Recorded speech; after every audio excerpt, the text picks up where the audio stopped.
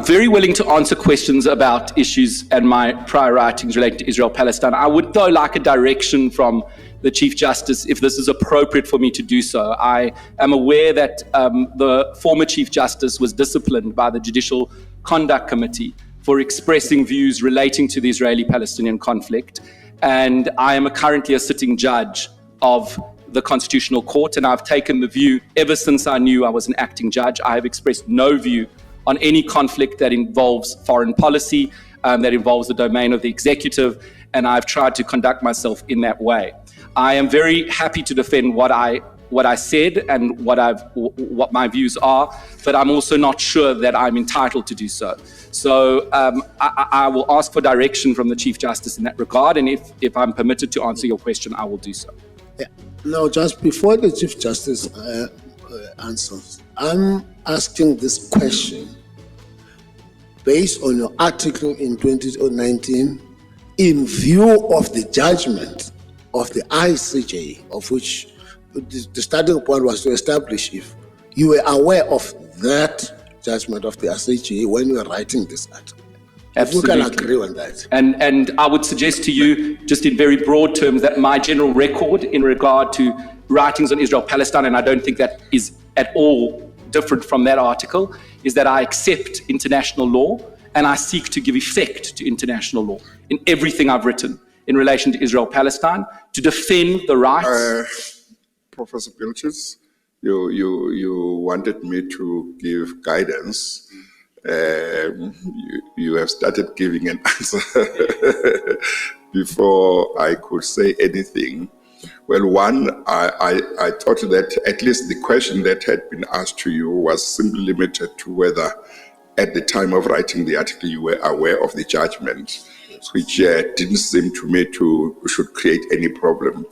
But to the extent that there might be another question that you might be uncomfortable responding to without guidance, then one could take it from there. But the one about whether you were aware or not didn't seem me to be problematic. Absolutely. As someone writing in the area, Chief Justice, I'm very aware of that judgment, and I would suggest to you that the article is in fact completely in accordance with that judgment by highlighting the various injustices in relation to the military occupation of occupied Palestinian territory in that article that I seek to draw attention to. Yeah. Lastly on this, but if you don't want to, if you are not comfortable to answer, you can say so. The immediate impression in the article you wrote in 2019 is that, in your view, Israel is not a colonial settler. That is the view that I make. Is that fair? To answer your question, would it be to wade into a highly contested engagement with issues of history and politics, which I think would be inappropriate for me as a sitting Constitutional Court judge to answer. I would just make the point that my record in this regard is to, one, defend the role of international law and try and ensure that it is given effect to. Two, to defend the rights of human rights of Israelis and Palestinians, and to try and utilize the South African experience to try and understand how one brings people together from very, very, very different histories and narratives to find some kind of resolution and negotiated settlement. That has been the impetus of my work in that area, and I would suggest to you my work has tried to give effect to the values of our Constitution and broaden that in international.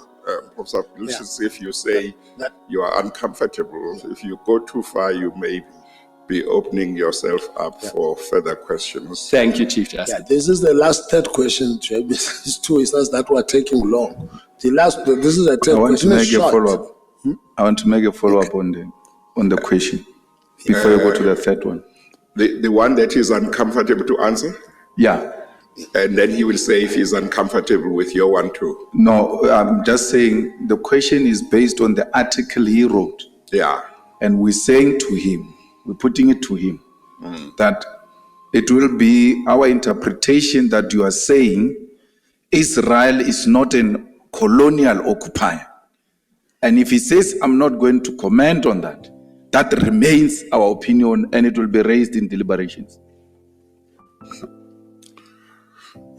Well, maybe what we should do is excuse the candidate briefly and let's talk among ourselves.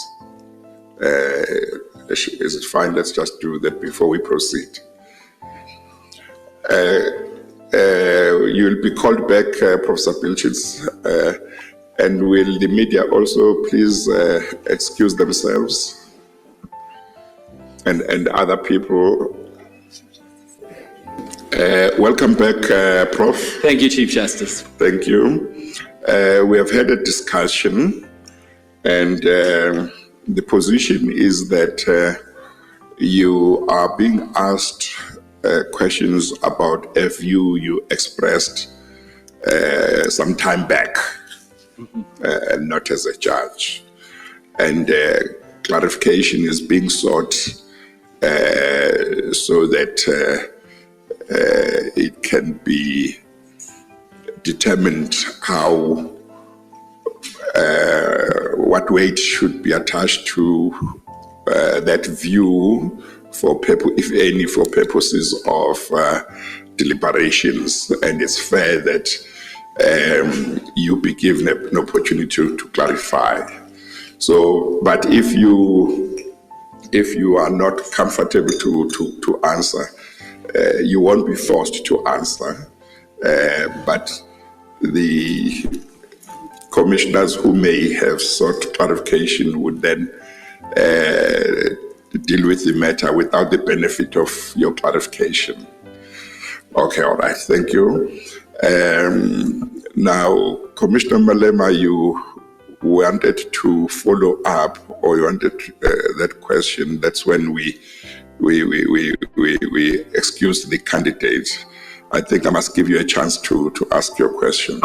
No, Chief Justice, I was not asking a question. I was just repeating what Commissioner Nonchesi said, and he said is uncomfortable responding to that. So I was saying to him, yes, if that is the stance, it means in the deliberations, I will be allowed to express that view as a correct view because you didn't put a counter argument or seek to clarify it. Yes. Thanks. No, thank you, Commissioner Malema.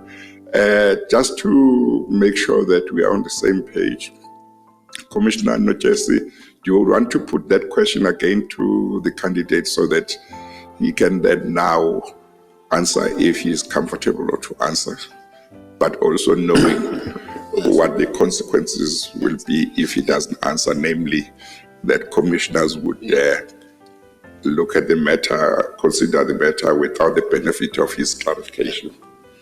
Thank you, CJ. What I was saying to you, Prof, is this. The total impression of that article is that you suggest that Israel is not a colonial settler in Palestine. I mean, is not an occupying state. That is the total sum of what one gets.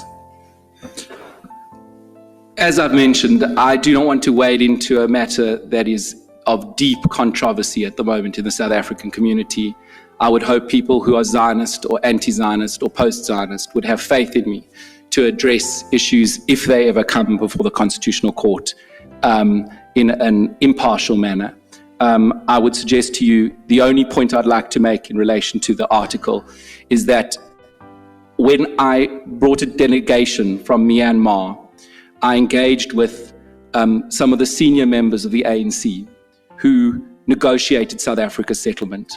And they said to me, despite not seeing any justice in what the Nationalist Party had to say, they tried to think themselves into the perspective of those who they had to negotiate with and tried to understand what is the deepest fears they have and how can we find a way through that.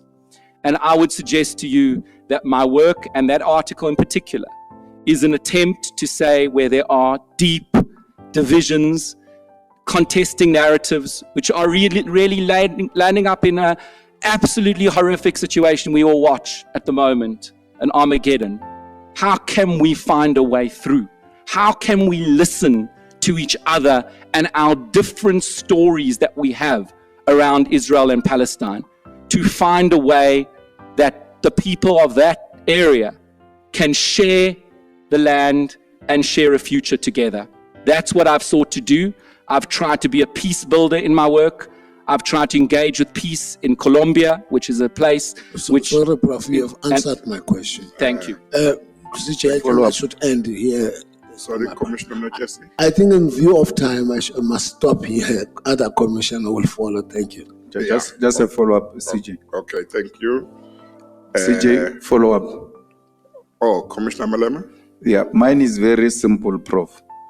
Do you still stand by that article? Mr. Malema, I'm not sure I would write every single phrase in the way I did. I shift my own views as well. But in large part, the necessity to find a way through, to understand the two very divergent and competing narratives, and to find a way for the two peoples to listen to each other and to live together in peace and dignity with respect for self-determination and international law. Those are all things I would still stand by. Prof, do you still stand by that article? Because you can't have it both. It's either you say there are parts of the article that, given the new information exposed to me, I will rather not keep in that article. So if you stand by it, just say so. So when I leave here, I know Prof still stands by that, or there are these other parts which, with more information and hindsight, is no longer standing with those.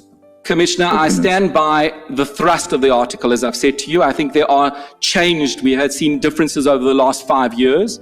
We have also seen there are currently, and it's not right for me to express an opinion about proceedings before the International Court of Justice at the moment on a number of questions.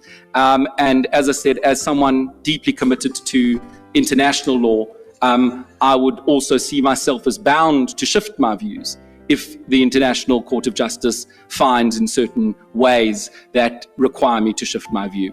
But as I say, I'm not able to express my view on those things. That's inappropriate for a judge sitting in the Constitutional Court at the moment to express views on proceedings currently in an international court. And those may have caused some change to some elements of the article. But the thrust for need for finding a way through to peace, I stand by. Sorry, Chief Justice.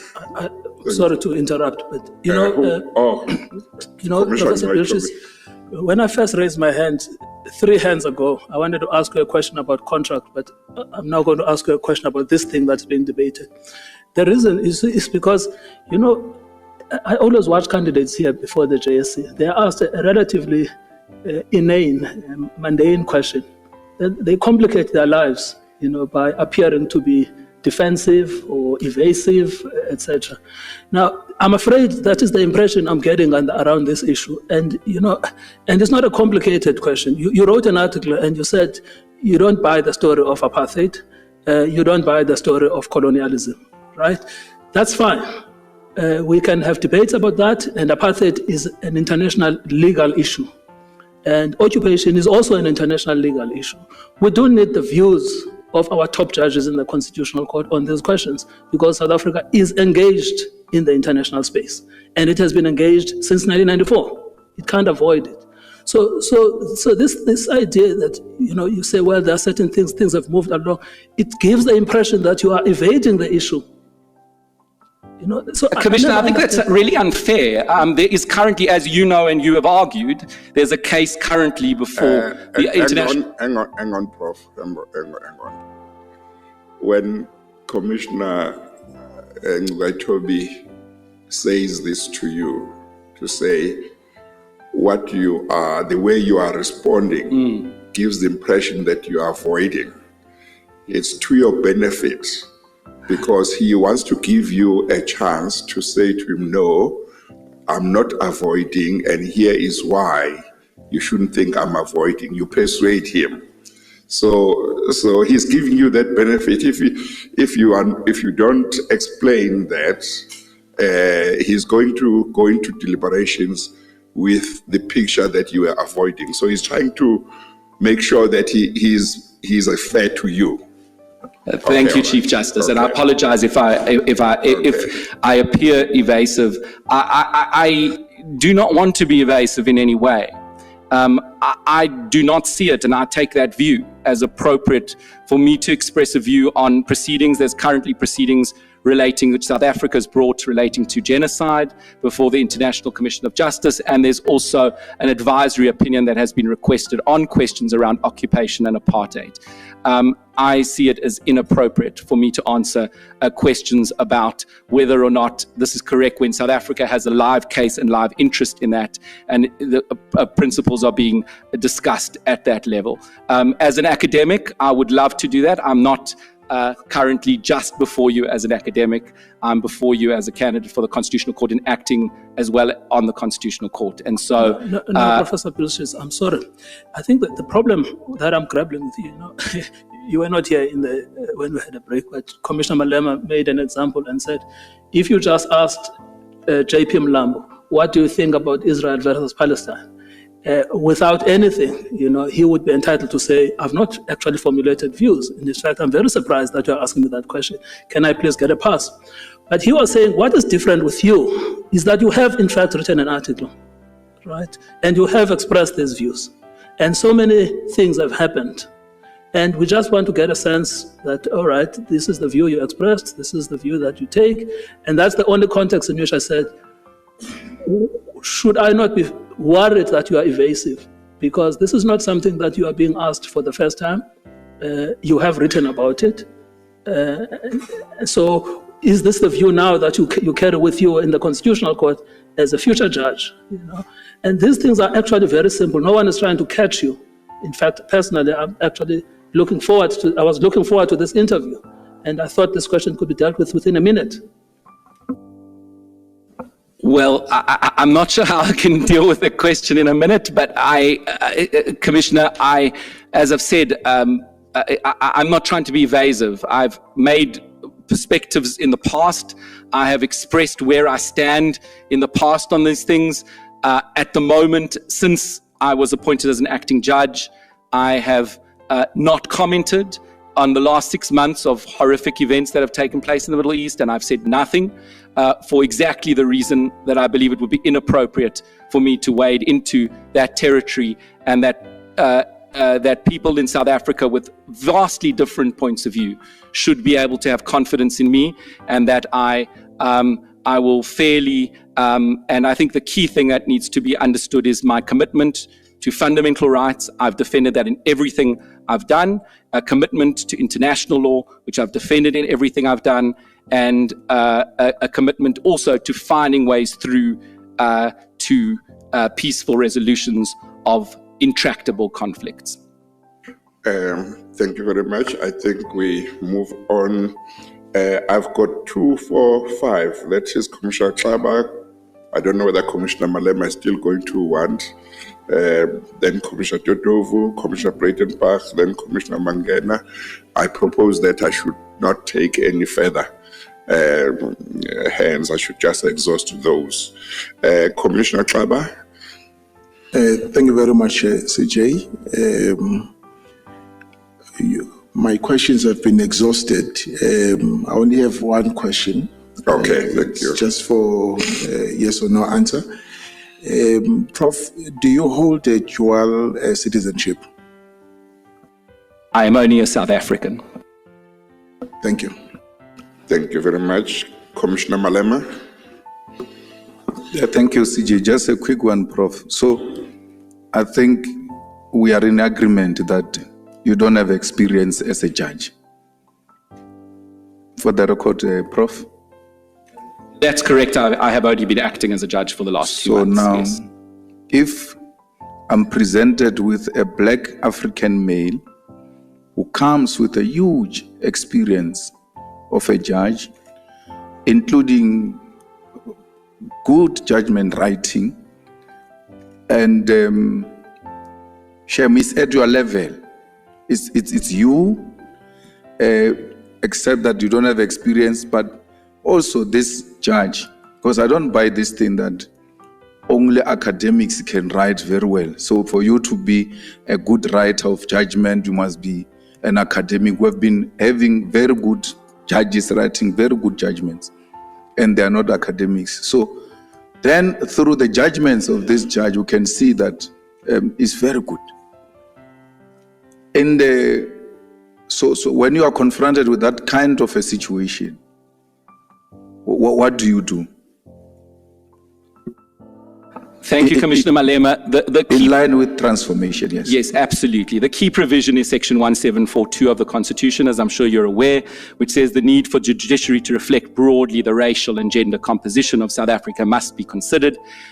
In light of our history in South Africa, it is an imperative to have racial and gender transformation. And so I would think there would be a degree of preference towards the black male candidate, or black female candidate even higher in many ways. What I can offer is, as I've mentioned, a diversity of perspectives, and also perhaps one element of diversity that hasn't really been canvassed thus far. And that is that when I was growing up, people with my sexual orientation were criminalized for having same-sex relationships. And during my lifetime, the Constitution has fundamentally changed my life and that of others in the LGBTQ community, first by decriminalizing our sexuality, and then recognizing our rights to stand shoulder to shoulder with other South Africans in dignity. There are still very few openly LGBTQ judges in South Africa and in fact around the world. And I remember how deeply moving for me it was to see the first Constitutional Court judge, Justice Cameron, appointed to the court. Why is it so important? Because I think when we look at Section 1742, we want South Africans to see themselves in the court.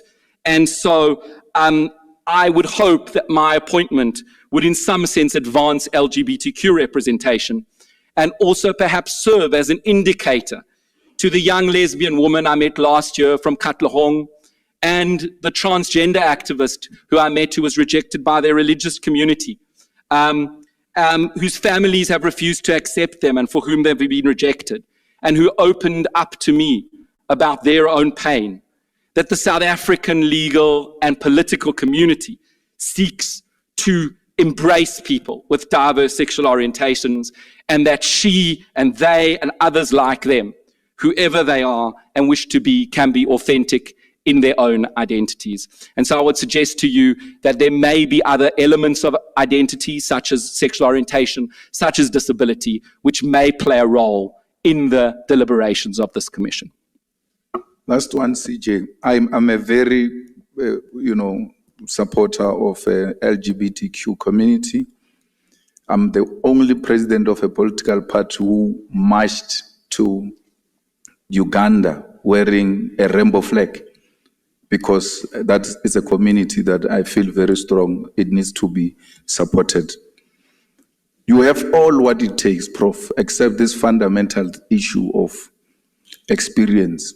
And you just joined a church. And then after joining the church, the next thing you're asking is, where are the pastors sitting? Just on arrival. Don't you think that is unheard of? Commissioner Malema, you point out, of course, my lack of judicial experience, but I am an experienced professor.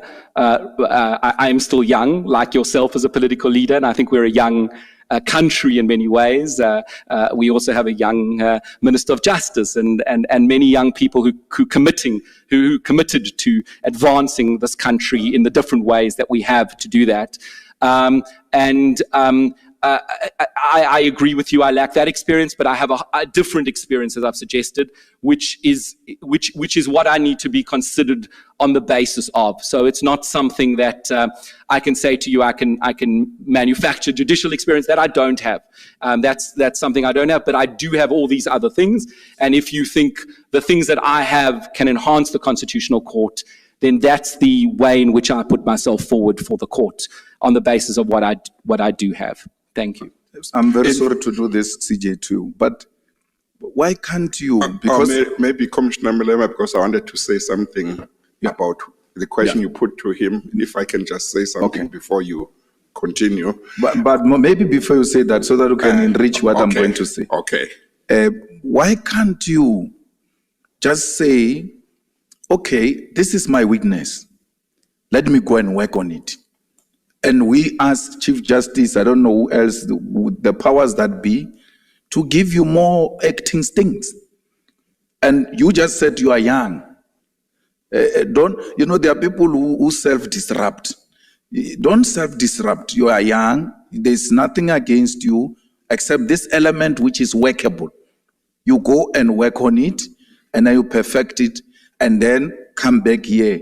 And you're like, your interview is going to last for less than 30 minutes when you come back because we've asked you everything. But you say, if this is a fair criticism, I accept, let me go and accumulate more judicial experience. Thanks. Commissioner Malema, that is one possible route, and of course, that is one possible way that my career could unfold. My caution about that route is what it does is it requires, in a way, it says to academics, your only route to the judiciary is in a way by shifting your career from academia into the judiciary. And in a way, already my university is required to find replacements for me and has been very, very kind, the University of Johannesburg, and always very supportive. But what it does mean is that the academic loses their academic dimension and becomes more of a judicial figure, and then only can get appointed. And I think part of what I've suggested is that if you want that fresh academic perspective, in a sense, partly outside the judiciary, then it's possible that it's not a weakness that one doesn't have judicial experience. One just brings something different to the experience of being a judge. Thank you. Well, I wanted to say, Commissioner Malema and Professor Vilches, that Professor Vilches chose not to say to Commissioner Malema, you see, Commissioner Malema, I was at the university going on with my business, never thinking about acting in the Constitutional Court until the Chief Justice phoned me. and when he phoned me, he said, the only people you would give an acting appointment if they were academics. So, there you have it. Julius Malema directly challenging the judge on his stance regarding Israel and Palestine. This moment isn't just about one debate. It reflects the growing global tension surrounding this conflict. The question remains, how will leaders, judges, and nations position themselves as the situation continues to escalate? What do you think? Was Malema right to confront the judge, or was this out of line? Let me know your thoughts in the comments. And don't forget to like, share, and subscribe to stay updated on global events that matter. Thanks for watching, and I'll see you in the next one.